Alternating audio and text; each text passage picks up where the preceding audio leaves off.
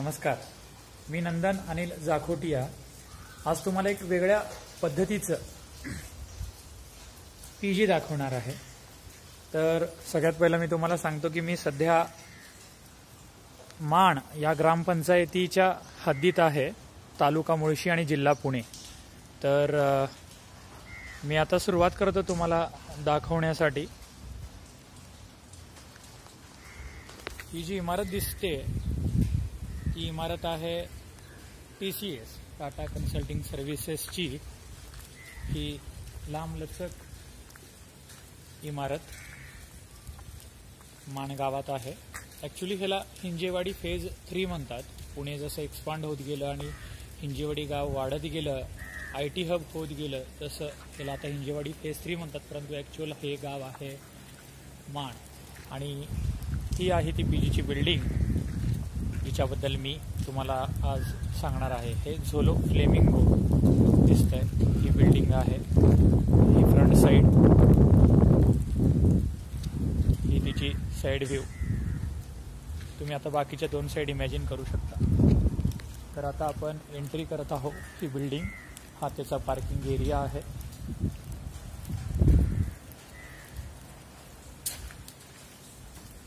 या इथे 2 wheeler parking होते आणि एखाद्याची जर 4 व्हीलर असली तर ती सुद्धा इथे पार्क होऊ शकते, त्याच्यामध्ये काहीच अडचण नाही।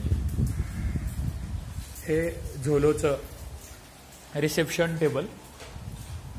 भलेही ह्या बिल्डिंगचा केअरटेकर ह्या रिसेप्शनवर बसत नसला तरी सुद्धा हे रिसेप्शन टेबल केलेलं आहे झोलो कंपनीने। झोलो कंपनी काय आहे, कशी आहे, त्याच्याबद्दल मी तुम्हाला हळूहळू या व्हिडिओमध्ये सांगणारच आहे। हे धीरज चव्हाण आणि ही त्याचा मोबाईल नंबर, हे केअरटेकरचं नाव आणि नंबर इथं लिहिलेला आहे आणि झोलोची हेल्पलाईन आणि झोलोचे डिटेल्स आहे।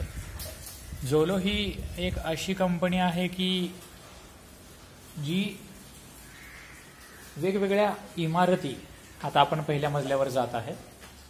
हे झोलोचे रूल्स अँड रेग्युलेशन सगळे लिहिलेले आहे। पहिल्या मजल्यावरच मी इथं घेतलेला फ्लॅट आहे। हा सध्या आता इथं अंधार आहे कारण का इथं लाईट अजून लावायची आहे। लाईट आता लावतीलच, जस्ट संध्याकाळ होते सध्या। हे अशी रूमची एंट्रन्स, रूममध्ये मी आलेलो आहे आणि आता रूमचा दरवाजा लावतो आणि तुम्हाला रूम दाखवतो। हे होती एंट्रन्स, एंट्रन्सचा दरवाजा मी लावला। हा आहे रूम मधला पहिला सगळ्यात मोठा हॉल। 1, 2 आणि हा 3 असे 3 बेड आणि हा आहे अखंड तुमचा मोठाच्या मोठा हॉल। इथे आता सध्या ह्या पूर्ण हॉलमध्ये कोणीच नाही आहे, पूर्ण हॉल खाली आहे। त्यामुळं इथं माझे थोडेसे जे ओले कपडे आहेत ते सुकवलेलो आहे, कारण का इथं गेले 24 तास कंटिन्यू पाऊस आहे छोट्या मोठ्या प्रमाणात। सध्याही पाऊस पडत आहे। तुम्ही सुरुवातीला TCS बिल्डिंग पाहताना ऑब्झर्व केला असेल, पाऊस आहे, कंटिन्यू पाऊस। ज्याला पाऊस आवडत नाही तो वैतागून जाईल, एवढं खतरनाक पाऊस असतं इथं।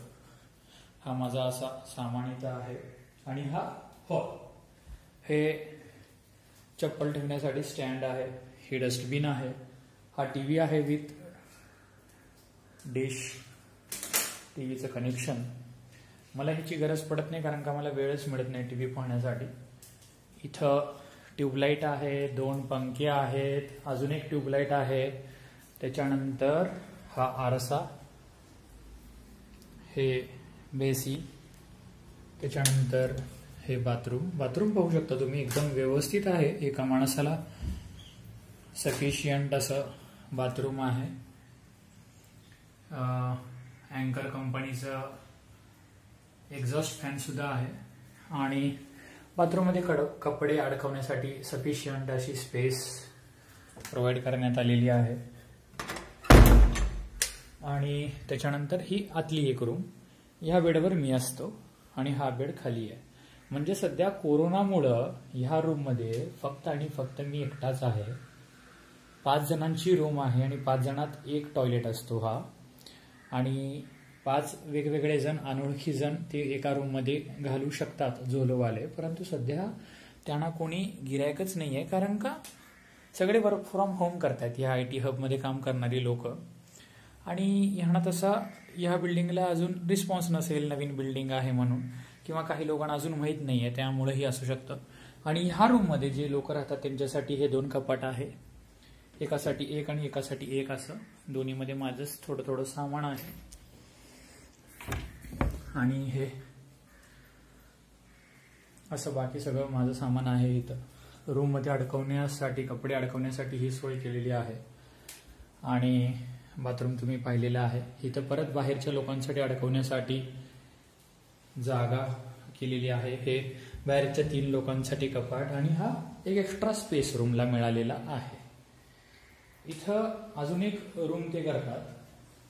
बरेच झोलो असे आहेत की 3-2-1 म्हणजे कसं असतं, ते भाडं घेतात आपल्याकडनं 6,500 डबल शेअरिंगला. ही रूम घेतली तर 6,500, ही रूम घेतली तर 6,000 पर बेड. आणि काही झोलोमध्ये इथं असं पॅक करून अजून एक इथं या एरियामध्ये असं पॅक करून ही एक रूम केली जाते, आणि त्याला 7,000 7,500 असं भाडं केलं जातं. एका रूममध्ये 6 लोक, 3-2-1, परंतु 6 जणांना एकच बाथरूम असतं. ते बाथरूमचं थोडंसं प्रॉब्लेमॅटिक गोष्ट आहे जेव्हा 5 लोक येतील, कारण का अवघड होऊन जातं मग 5 जणांना एकच बाथरूम. आता सध्या मी एन्जॉय करतो एकटाच असल्यामुळे काही टेन्शन नाही आहे. गणनायकाय गणदैवताय गणाध्यक्षाय धीमहि गुणशरीराय गुणमण्डिताय गुणेशानाय धीमहि